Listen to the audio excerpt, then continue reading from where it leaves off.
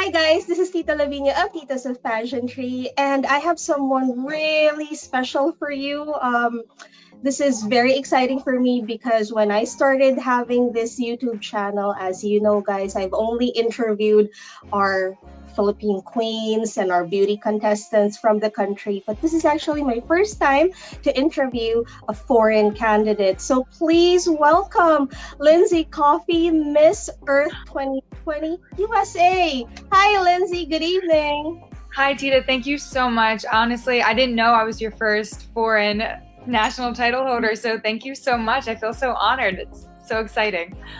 I am super pumped about this because I'm going to put you a little bit on the spot because we've been eyeing you for quite some time. I would expect nothing other than that. So let's go. So, all right. The reason as to why I'm going to put you on the spot is because when you were announced as the winner for Miss USA, of course, your photo started circulating on social media. And my partner and I, because there are two of us running the Titas of Pageantry page, when we started posting your photos, I was like, hey, dude, that's our pageant unicorn. So, Lindsey, are you aware what a pageant unicorn is? I can guess. Give me a good guess. Okay. So, guessing unicorns, they're mythical creatures. I mean, am I being compared to a mythical creature? Yes, you are. So that's kind of cool, actually. So that's flattering, I guess. So it is yeah. Quite flattering. So because you won and because there was a lot of buzz around you, I decided to create, weeks prior to this, an episode called Pageant Unicorns, and it was inspired by you. And the thing about Pageant Unicorns is that these are the girls who come out of nowhere from pageantry. Either they're homegrown or like they just came out of nowhere, but they're sort of winnable at all the other pageants. So they could probably snag crowns for Miss Universe or Miss World. Very versatile. Pretty much the whole package. We're very excited. So when your photos came out, you were like, whoa, why are we competing with this one? Well, thank you. That's actually such a huge compliment. So thank you so much. Yeah. So see, this is what on the spot means. So yes, Lindsey, you are a pageant unicorn, and we are blessed here at Titas of Pageantry to be graced by a pageant unicorn. Well, I'm so grateful to be a pageant unicorn then. So thank you very much. That's actually such a funny term. So it's quite enjoyable. Thank you. So now, just in case it doesn't happen for you for Miss Earth, then you already have the pageant unicorn virtual crown anyway. There you go. Yes, instead of a crown, I'll just opt for one of those horns, and then it'll be just as good. You can have it edited on IG or something. Yeah. All right, so now that that's out of the way, because that episode was inspired by you, I had to cook up other pageant unicorns and pageantry. So I'll send you the link later on. Please do. That's so fun. I did discuss a little bit about you. So I did a little bit of research about you, but just very basic, because most of the things that are written about you are usually just, note down like the same thing. So what I want to know, Lindsey, is that first of all, you're in Florida right now. It seems that you're pretty mobile in the US as compared to the situation here in the Philippines. So how is it now preparing for a virtual pageant, competing internationally? Is it a little different from how you were preparing for the nationals? I want to say in this particular situation, since I am new to pageantry, I don't have much experience with that. But because Miss Earth USA turned virtual, it's not as different because Miss Earth is now virtual as well. So I feel if it were actually in person, it would be a lot more drastic of a change. So I don't see too many differences.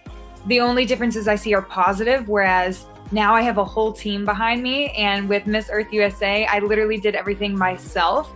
And it was so stressful. I had to find a venue. I filmed myself with just my cell phone and my tripod. And so it was so stressful. So I do have an entire team behind me and they're amazing. And I'm so just obsessed with them.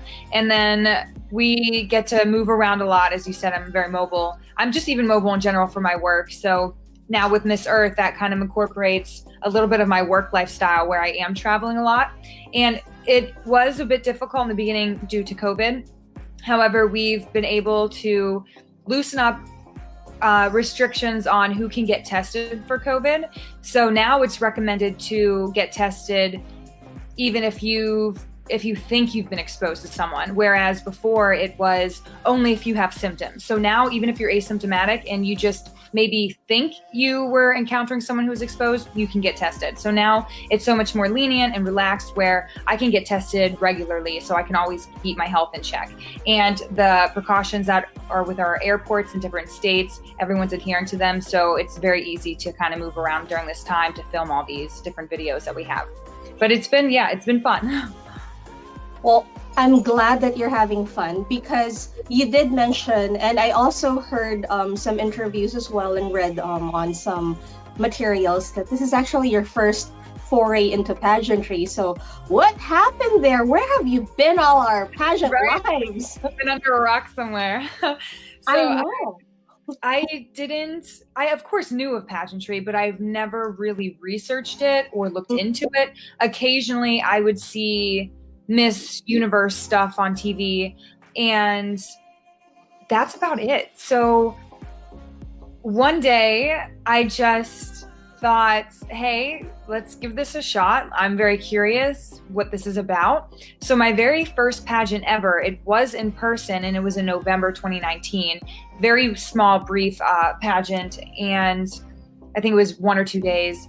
And then I placed, I think, second runner-up, and I kind of got hooked whenever I was on stage, and they were announcing everyone, and I was starting to get to know the other contestants. I was starting to get to know what pageantry was about and learning about how you have a platform that you get to discuss something that you're very passionate about. And so as I was standing on stage, all the girls were getting called their placements, and I just felt so invigorated, and I felt kind of limitless, where if I have the opportunity to become something much greater than myself and to speak for something much greater than myself. So that is what kind of got me into it. So I started to look into other pageants, and whenever I did my first pageant, so many people started DMing me and telling me about pageants.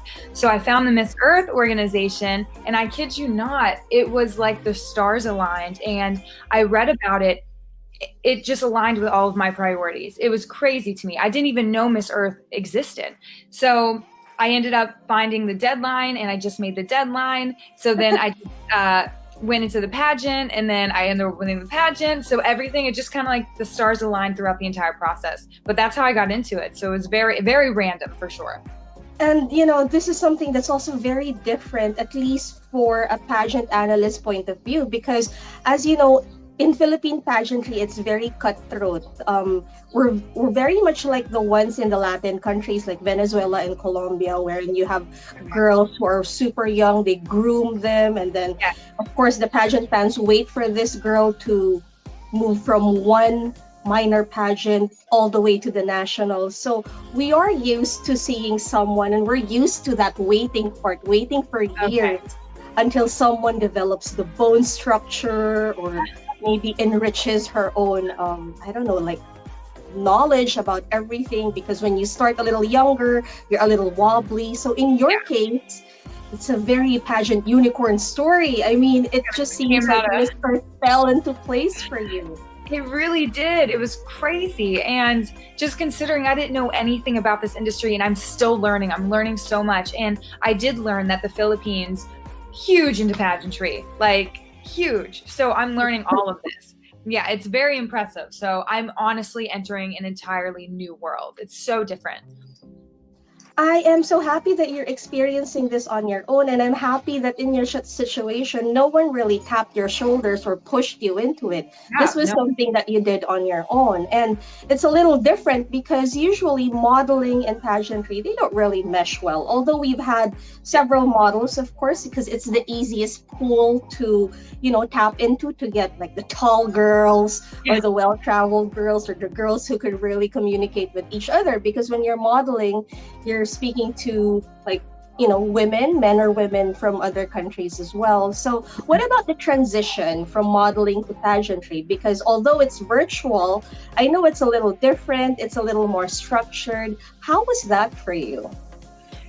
If I can speak honestly, it is so different, where the makeup is different, the stance is different, how you walk is even slightly different.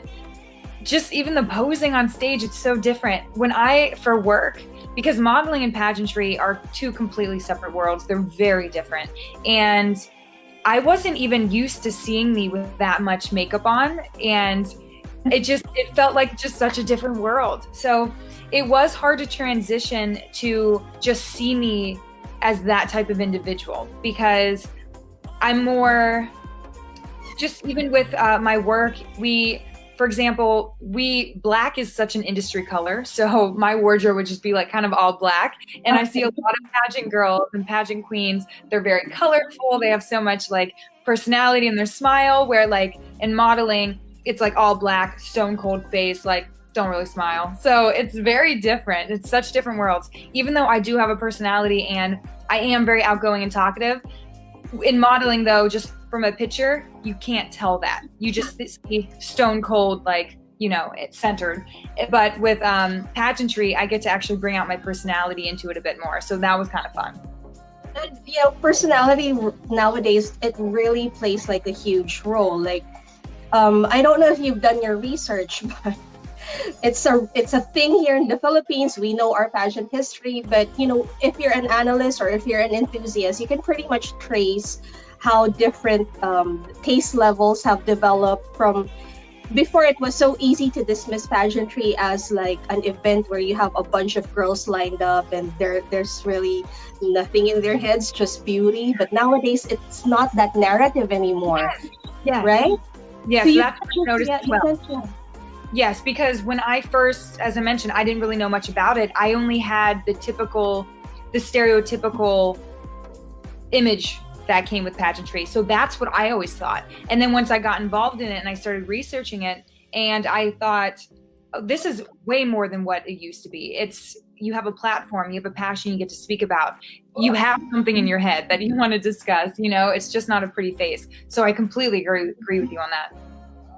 And the good thing now about pageantry is that with social media, it's easier for us to really discern which girls are really doing it because it's a stepping stone, or which girls are really into it because they've been working with the causes anyway. So talking about causes, Lindsey, you have a very impressive bio. You took up political science, is that right? Political science. All right. The course that I took in college is a little similar. I took up international studies, so okay. I also had to study a little bit about economics and everything that encompasses like a country or a territory. So when you were modeling, did your course have anything like any contribution to what you were doing in modeling? And is it fulfilling now to maybe pull from what you studied about? Because right now you have to be more like knowledgeable with customs, with whatever is happening in the other countries, like environmentally speaking. Is it more fulfilling now? It's definitely more fulfilling because during my studies, political science didn't really come into play during my work. So a fun fact, though, whenever I was studying political science, I was part of the pre-law program. So that meant I was fast-tracked to law school, which essentially meant I would get my JD in 6 years instead of 7. So this whole time, my undergraduate studies, I was supposed to already have my JD by now. But then I really started full-time my model career in college, where it kind of disrupted my 7-year plan. And I ended up focusing on just graduating with a BA in political science. And then I just immediately started just modeling after that. So that's why I put law school on hold, was for my career at the moment. So after I graduated with my degree, I really felt like my intellect just kind of stopped, and I just focused on my career, and I felt a little upset where I kept asking myself, when am I going to go back to school?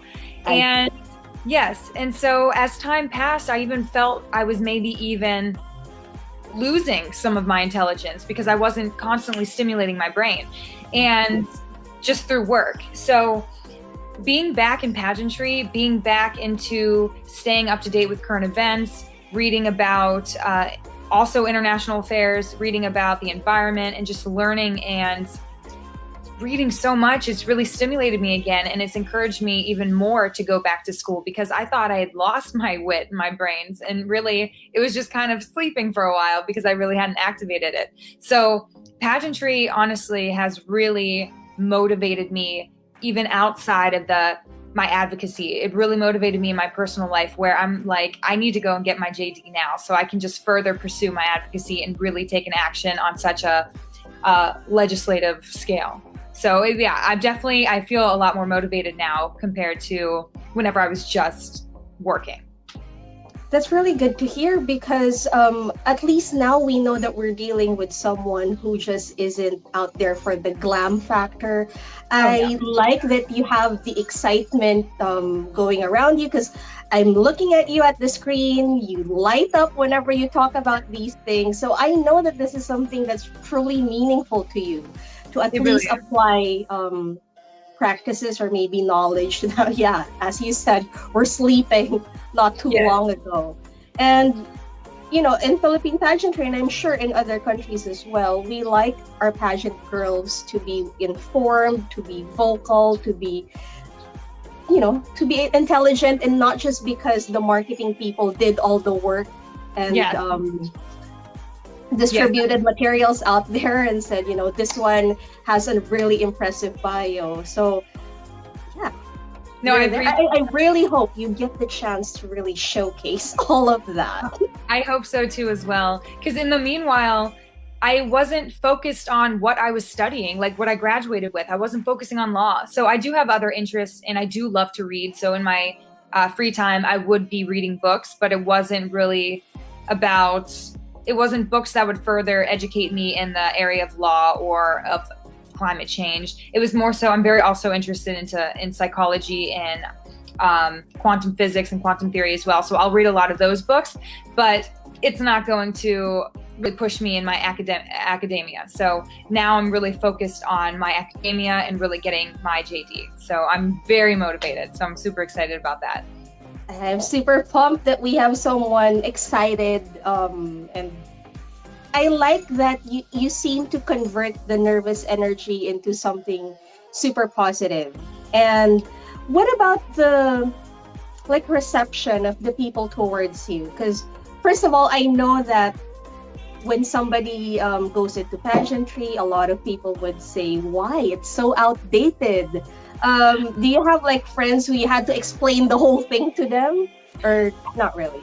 I had to explain to them what it was and what my role was, but no one reacted, oh, it's so outdated. Why are you doing this? No one had that reaction. Everyone was so excited. And they were like, Lindsey, tell me more about this. What are you doing? What does this mean? What is your future going to be? So everyone was so excited. And even to share this, as you mentioned before, of course, modeling and pageantry doesn't really mesh. And they've always had a kind of negative past, together. And so I was very nervous to tell my agency here, in New York, and I was very nervous. And so when I told them, I wrote out the email and I was just biting my nails, waiting for them to respond. No idea what they were going to say. They responded with such support. I was so overwhelmed with such emotion and so grateful to have such an amazing agency behind me.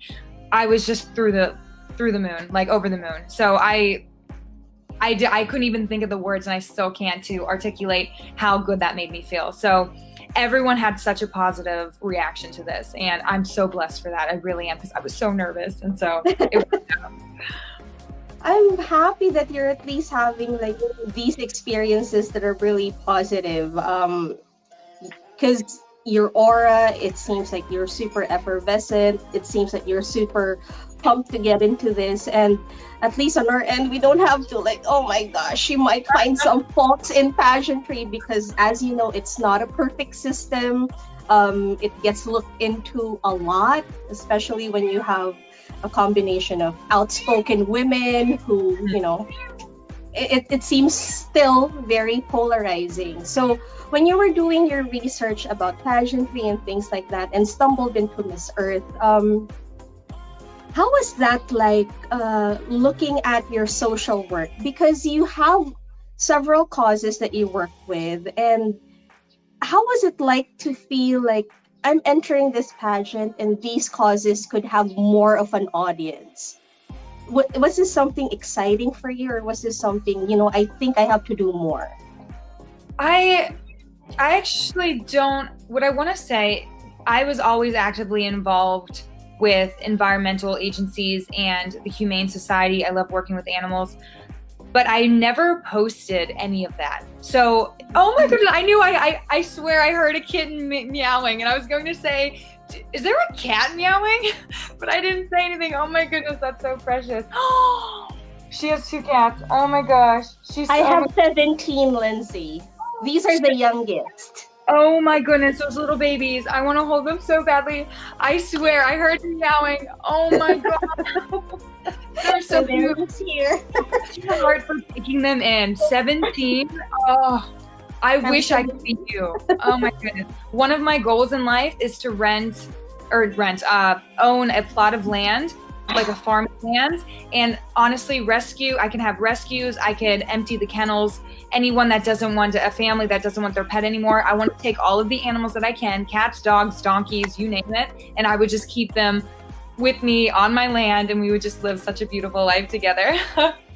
Well, on that note, let's buy land together and like let's be neighbors and like rescue everyone we could. Yes, I honestly, yes, I just want to take them all in and just have like an animal sanctuary, but like just for pets. And if somebody does want to adopt a pet, I of course would let them have them. I won't hog them to myself, even though I want to. But that's my dream. I knew I heard meowing. Oh, okay. So sorry. What were we just like super sweet? Yeah. Kittens, they do that.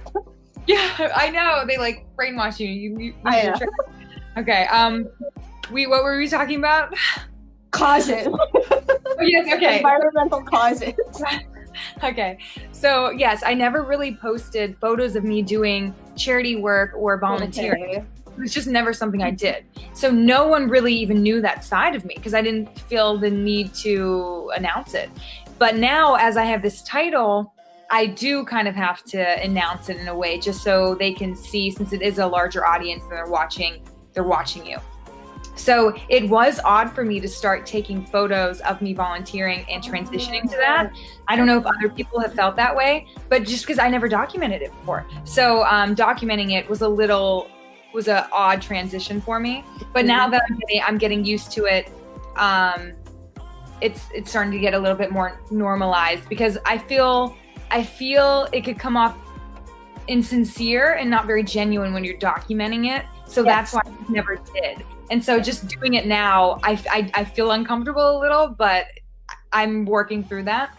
So I don't really feel, I guess I always felt like I could do more. So the title didn't really give that to me because you can always do more. As a person, you can always better yourself. You can always better your community. So I always knew that there was potential that I could reach. But of course, the Miss Earth organization has shown me that I can just reach beyond myself. So my community, my work was usually communal based in community, throughout my community. So with Miss Earth, what it has done, it has pushed me to want to go not just local, but global. So global. Yes, global. Domination. So, yes, world domination, but in a good way. In a good way. Yeah, good world domination. So that's what it really had me focused on, was just pushing not to do more work, but what work I can do that reaches on a global scale. Lindsay, what made you more ready to join this time? Because I'm checking your bio, you're already 28, 27, is that right? Yeah. Oh, so the 28. So most of the pageants, or at least the alpha pageants right now, that's the cutoff in terms of age limit. So why join a little later in your pageant or like modeling life? So, and I'm also going to tell you something else here too. So whenever I even did my first pageant and they were calling fourth runner-up and it wasn't me, third runner-up, it wasn't me. And then they called second runner-up. And before they called my name, honestly, inside I was like, I can't win this. I'm not ready. And so I was actually grateful when they called me a second runner-up, because at that time I wasn't ready to move forward and be a title holder. I just had that feeling in my life I wasn't ready for it. And I was brand new to pageantry, so I didn't even know what I was getting myself into or what it required.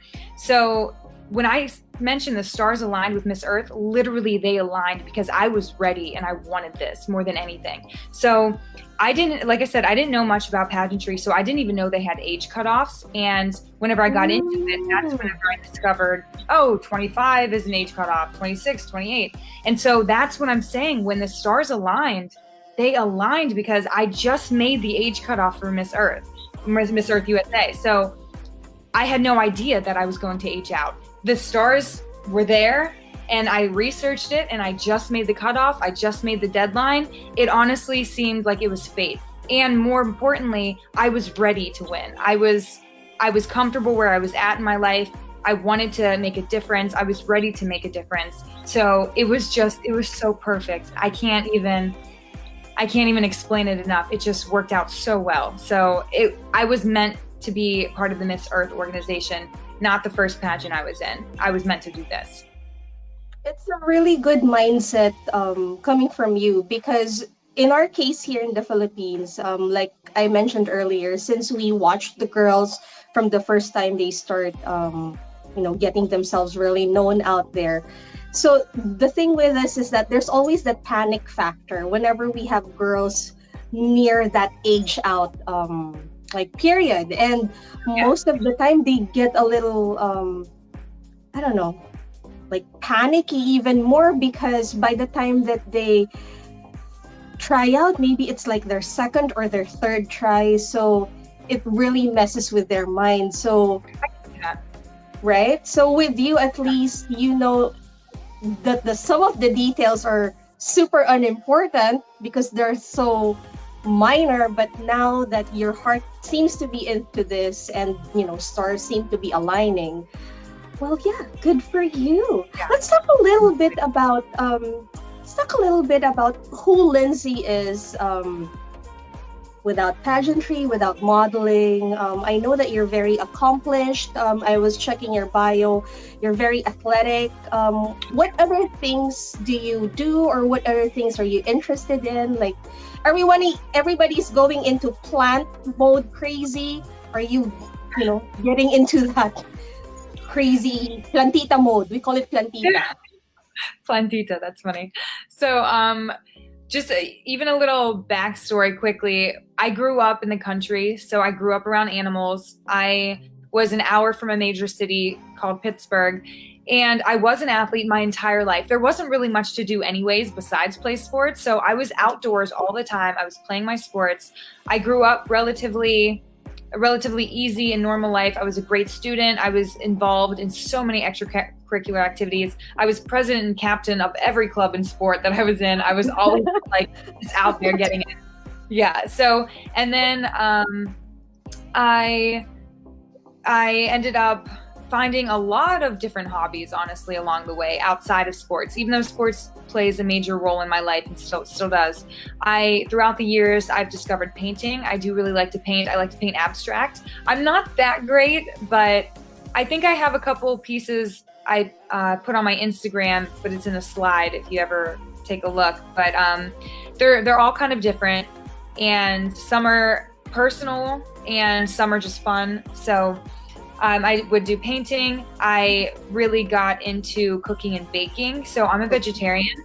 Yeah, I'm a vegetarian. I've been a vegetarian since I was about 8. I'm the only one in my family, so it was purely my decision. Yeah. Yeah. And especially on my mom's side, her entire family were hunters. So they would have like bearskin rugs and like taxidermy. And I hated going over there. So I transitioned to vegetarian at such a young age. So I got into cooking and baking very healthy foods where I don't use processed ingredients. I don't use flour when in my baking. I only use organic, and I try to do just locally as well because they're always so much more fresh and they taste better, the vegetables and fruit. So I try to make the healthiest versions of certain meals. So even if it's butternut squash and feta ravioli, it'll be like a healthier version of that. It's so good. It's so good. So I got into those. I have a lot of hobbies. I like to read. I like to do crossword puzzles occasionally. I like to learn different languages. So sometimes I have these books at home. I have them in like Chinese, Japanese, Italian, and I already know Spanish. But I think I might have that book just for like small little tests to quiz me since I haven't spoken Spanish in a while.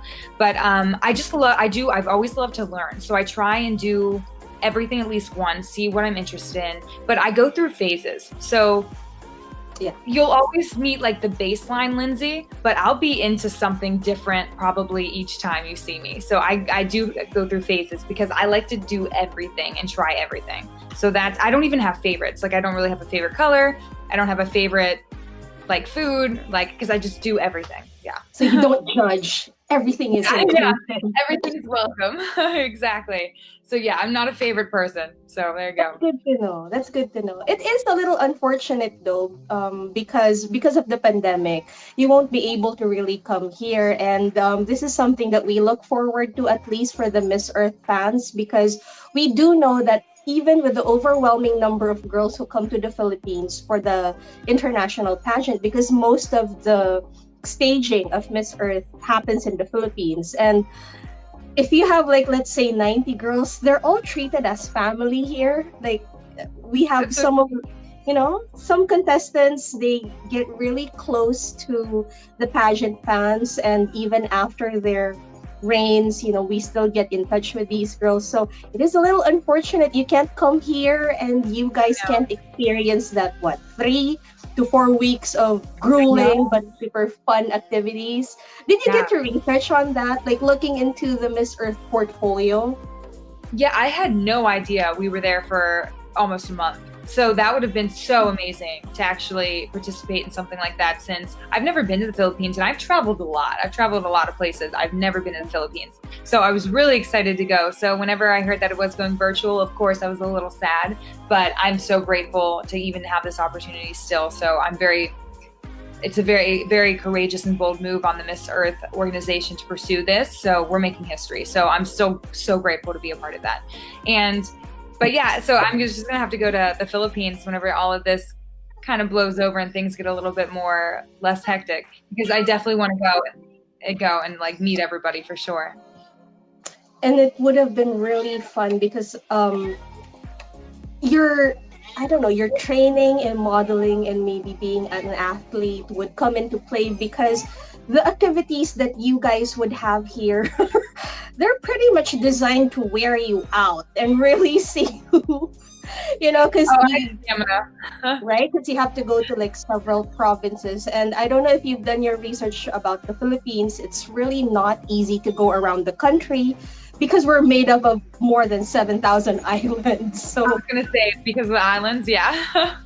So, but it would have been really nice to introduce the Philippines to you. But before all of this, what did you know about the Philippines or the people?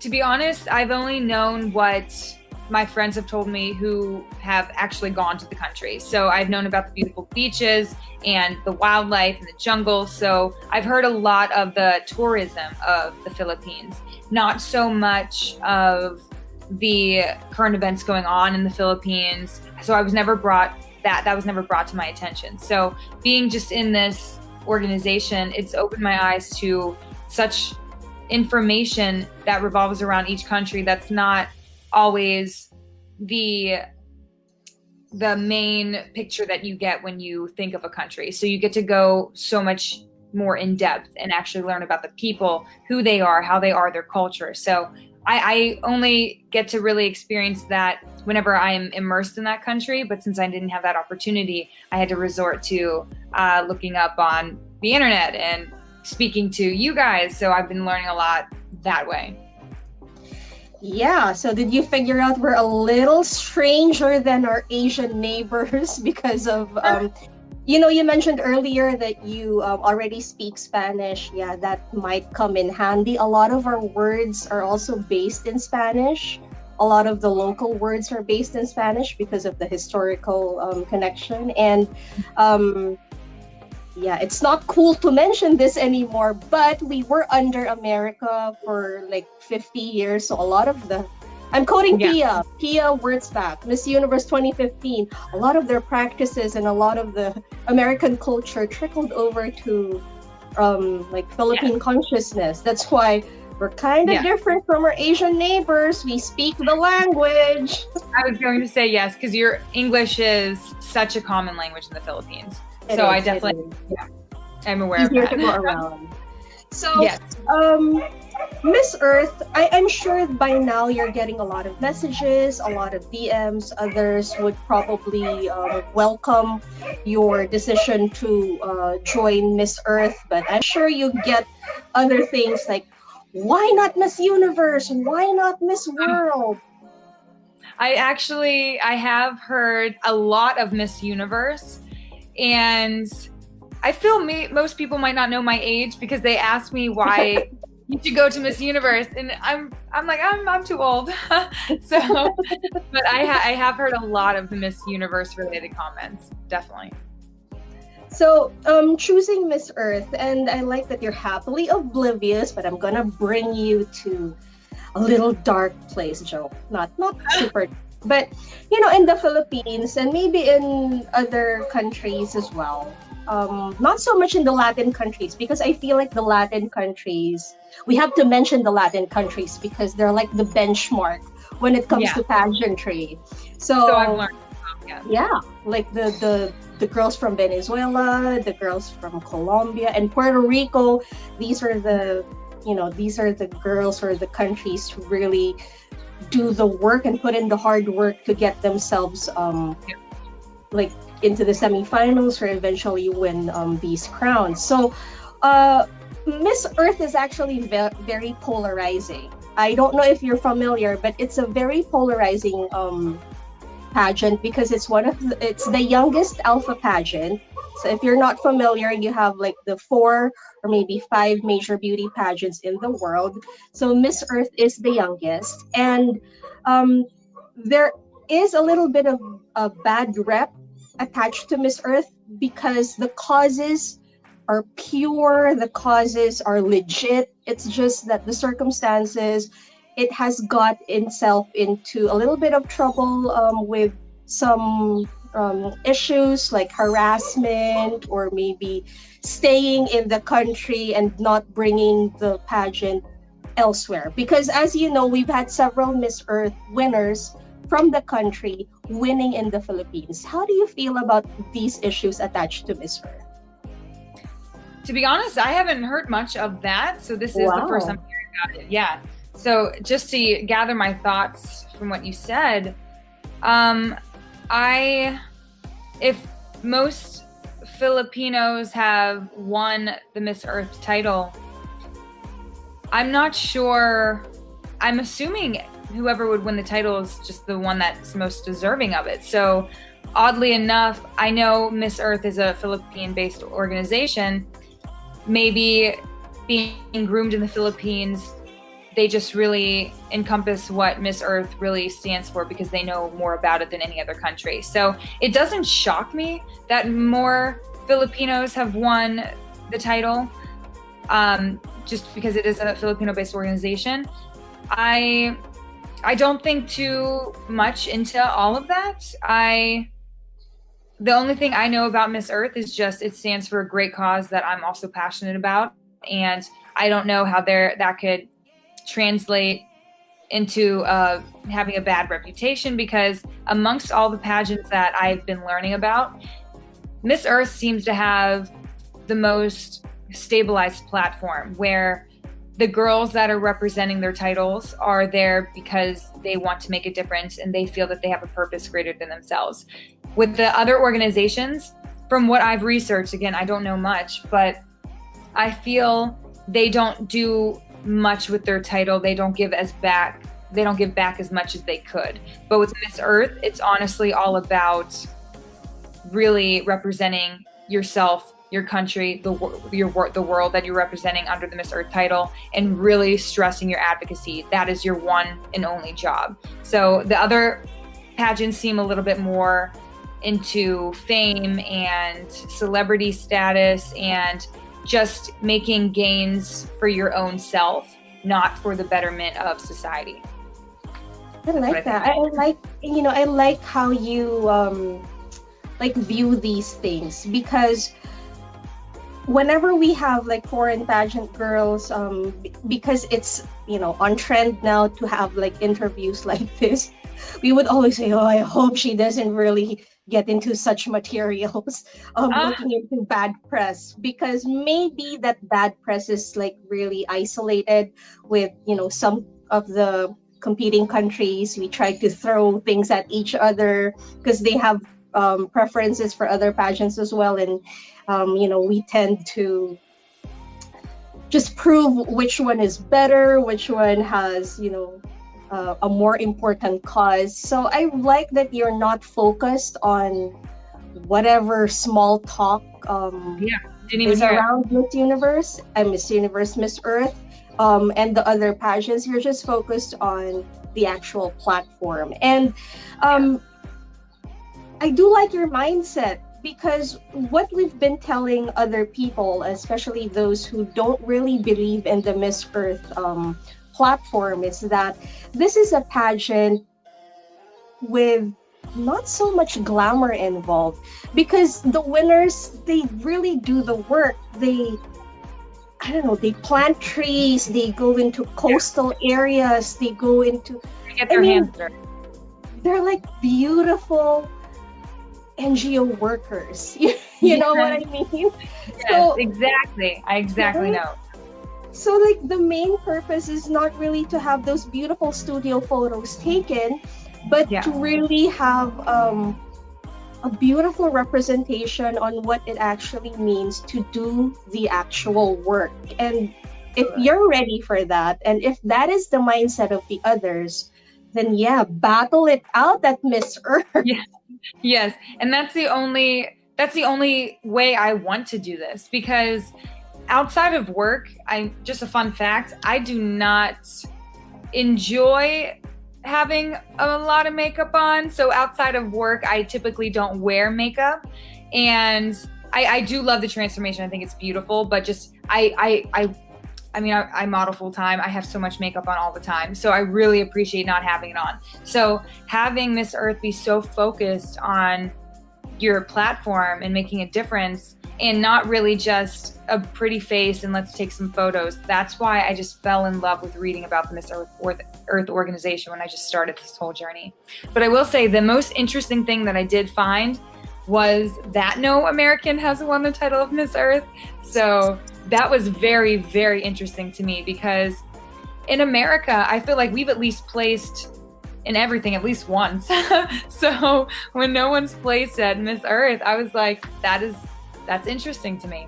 Do you have any thoughts about that? I do. I was going to ask you about this, because every time I interview girls, or every time I do a review about a country-specific performance, I check on the stats. And Miss USA has done so well in all of the pageants. If I'm not mistaken, USA has had the most number of Miss Universe wins. They've had several wins at the other Alpha pageants. But Miss Earth, the closest that we had was last year with Imani, and then a few years before with Andrea, who also finished first runner-up, or Miss Earth Air. I'm gonna butcher this because I don't know the actual placements, because they say that when you are awarded Miss Earth, air or water, it's pretty much equal, but we know it's not that equal. Of No. course, the ones who gets, announced right before the winner, of course, the thinking will be first runner up. But yeah, what about Imani? Has she given you some tips, or has she given you some guidance on how this actually works? I've only spoken to her briefly. Her and I feel we have such conflicting schedules. We're both very busy. So we've only spoken very briefly. And she wished me just the best of luck. She had high hopes for me, and I was able to view her performance as well. And I heard a few stories here and there. But really, I've been just focusing, me and my team, we've just really been going at it. We've had outside sources briefly chat to me, but right now it's just me and my team, and we're just going on like full force. So there's not too much external chatter.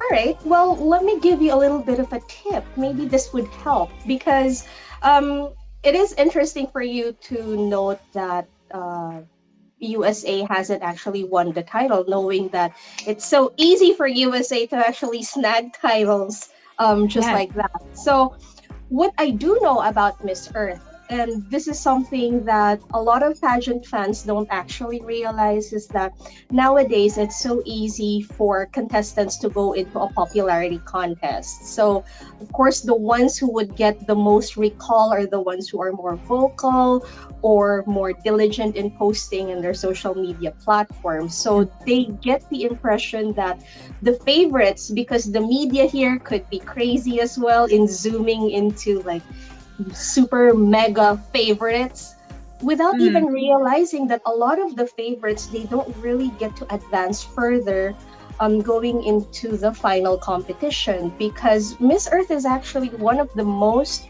unpredictable pageants out there. So yeah, I get what you were saying earlier about Filipino girls winning most of the titles. We've had 4 in a span of like 19, 20 years. So that's really pretty unusual, but I do like your take that, they may be super deserving girls to win the titles anyway. And this is something that we keep on explaining to everyone, that Miss Earth is not a popularity contest. It doesn't matter if you're the most popular Instagram, contestant out there. The proof is really in the pudding. The proof is really during the finals. So knowing this, and you are now considered a heavy favorite for the Miss Earth crown. So knowing this little bit of a background, I hope that you would do a little bit of changes, or maybe really go for the kill, because popularity means nothing. That's why you have some sleepers who would, go into Miss Earth and say, where did she come from, or why didn't she win? She's super popular. She has all the form and figure of a beauty queen, but unfortunately it doesn't work for Miss Earth, because Miss Earth really wants someone who could be a spokesperson, who could really put in the work. So if you're that person willing to do that, glamorous farmer, go for it. Yes. And that I find that very respectful, because as I mentioned before, just because a lot of Filipinos won the title, they are Filipino, they live in the Philippines, it's an organization based in the Philippines, so they really understand the heart and soul that goes into the Miss Earth organization, more so I'm sure than other countries. So I believe they all had to have been very well deserving. They really got their hands dirty. They knew a lot about their advocacy, how to profess it, how to reach out to people. And the ones that are judging the contest, it's not the viewers that judge you, it's the panel, it's the judges. So they know what to look for. The audience possibly doesn't. So they know what Miss Earth stands for on an intimate and a more internal level, and what they're really looking for in a person to be their spokesmodel in a sense. So that's why I would just put all the trust in the judges, because to them, the judges, it's not a popularity contest to them as well. So they will pick the person that is the most respectable to do the job. So I would never question somebody's accomplishment as a title holder. Yeah, good mindset. Thank you for that. Thank you for that like take on Of um course. yeah, like who's more popular, who's more deserving, and most importantly, who performed on pageant night. Um, Going into a little bit of research, have you formed like some favorites from Miss Earth? Like, do you have like a favorite queen, or maybe have you brushed up on some of the actual shows? Because it's pretty spectacular. It's pretty razzle dazzle. Yes, there is one. I don't know how to really pronounce her name. I found her. I'm actually going to pull her up so I can try and, I don't know if you've seen her before. She's, what's her name? Where is it? It's, Eliz. Please, Yeah, Elise Henrik from okay, yeah. Venezuela. Okay. I really liked her because she just seemed so passionate about the cause and so proud of what she stood for and what she represented. And what I found interesting was she's also a model as well. So it showed me that I can do both. I can balance, and I can have an income while also making a difference, you know? So it's a nice balance between the two, where I can still have a job that I'm passionate about and then still speak on my passions as well outside of work. So whenever I saw that and I learned about her and how just proud she is of what she's accomplished and her past title, I just resonated with her, and I just had like a connection with her. So I do like her.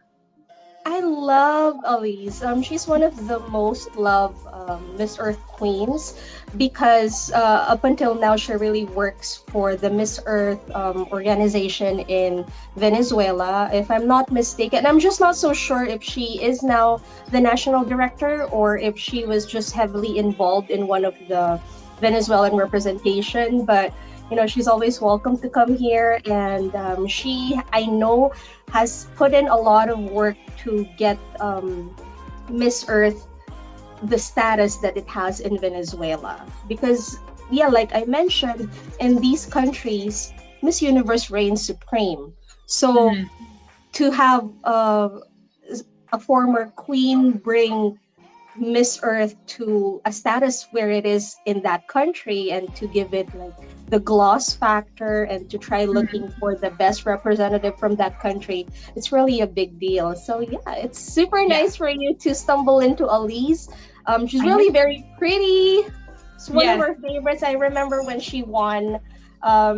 Yeah, she looked like a doll, and you know, I think everybody would want someone, you know, physically appealing, and Elise really take that mark. And it's nice also, Lindsay, to have like someone in between, because like I mentioned earlier, Miss Earth isn't known for the glam factor, so it's nice when you have queens who can look both ways, because the pageant fans, they crave a little bit of glam, of that prettiness, right? I agree. So. And to be honest, even with the day that we're living in, with Instagram and social media and pretty faces being such a trend, with just makeup tutorials and all of that, I just feel it even just captures an audience a little bit more quickly. So it's nice if you do have a face that's approachable, and whenever you gather someone's attention, they will listen to you speak a little bit longer. So they'll listen to really what you have to say. So I can see how that works for an organization such as this, and other organizations as well. And even if you look at it from a business aspect, a lot of companies that have their spokesperson, it's genuinely someone that's approachable and really easy to speak to. So it's just easier to connect with the person. I feel like that on that level sometimes. Just from a business standpoint, I understand where that's coming from. It's also good that you mentioned this, because now we have like movements saying that we should look as natural as we are, without really realizing this is still something where it is still a beauty pageant. So there is some sort of presentability involved. I mean, you don't really have to be the most beautiful. I mean, good for you if you have genes from mama and papa, but you know, Yes. It's also good when you know that you are presenting yourself in such a way to the public, and you know that you put in the effort to look effortless, right? Yeah, exactly. Yeah. So it's not, sloppy looking. It's not like you rolled out of bed, oh, I have another gig or I have another appearance. So really, pageant girls shouldn't discard like a little bit of a routine to make themselves look not beautiful, but at least presentable, right? Yes, yes. And it's just an approachability factor. It's less intimidating, and you're able to be a bit more relaxed when speaking to that person. So Right. I completely get that and understand it from a business standpoint fully. All right. So let me now ask you a little bit more about like Miss Earth specific questions, or just like your opinion on things like this. I know that Miss Earth as a contestant can be a little intimidating, because when you talk about environmental causes, it's very broad and it's easy for someone to get a little overwhelmed. What about you, Lindsey? What about environmental causes are you most passionate about? I agree with you completely. It can range from, it's such a broad subject sometimes, and From the earth to the air to so many water. So when people want to discuss the environment, I'm like, please, specifically, what do you want to discuss about it? So like my advocacy is the water crisis. There's so many things that go into the water crisis. You have water pollution, and then you have outdated infrastructure that carries the water. You have just even contaminated levels that are rising in the water, and then you have also rising sea level. So the water crisis is such a broad term, and there's so many issues that fall under it.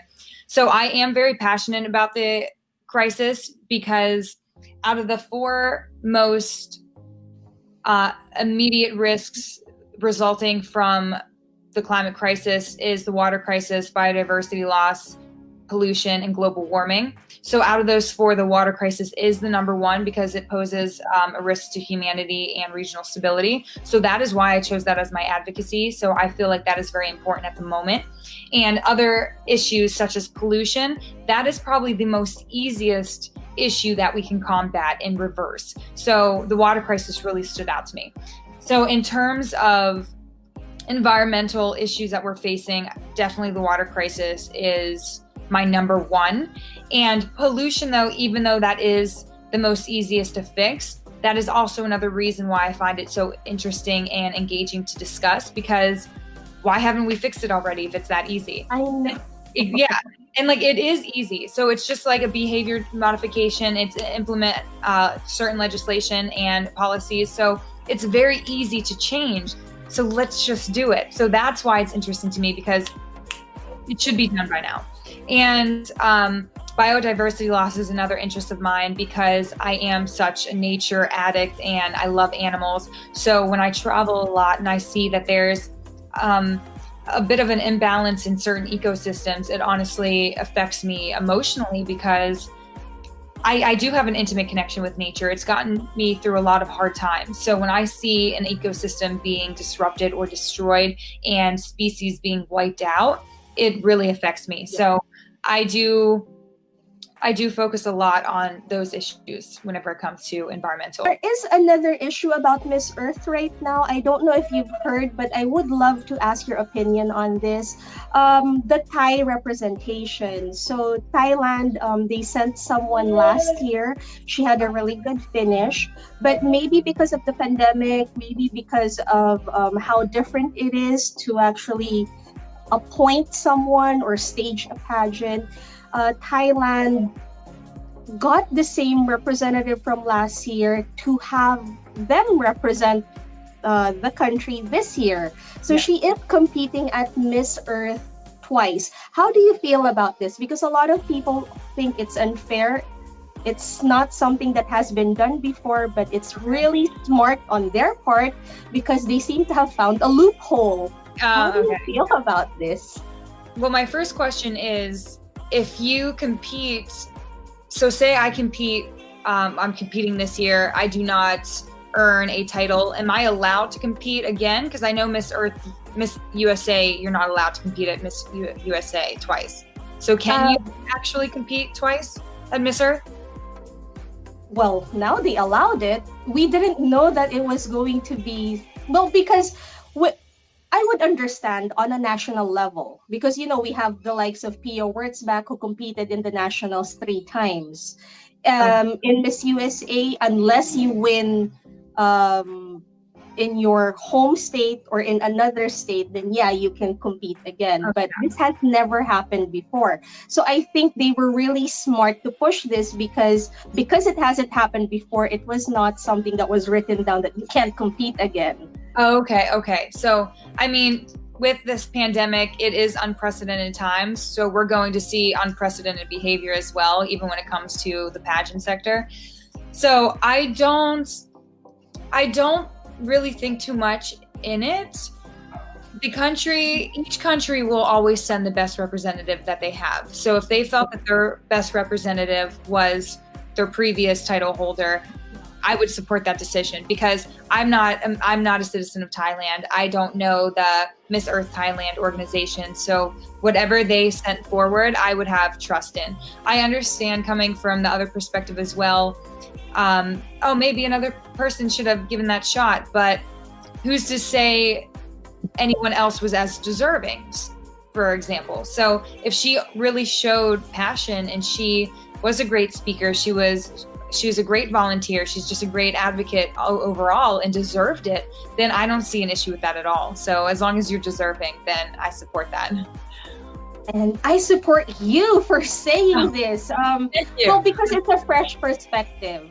It's a little different when you talk to the pageant fans. Pageant fans, they tend to be more sensitive about this.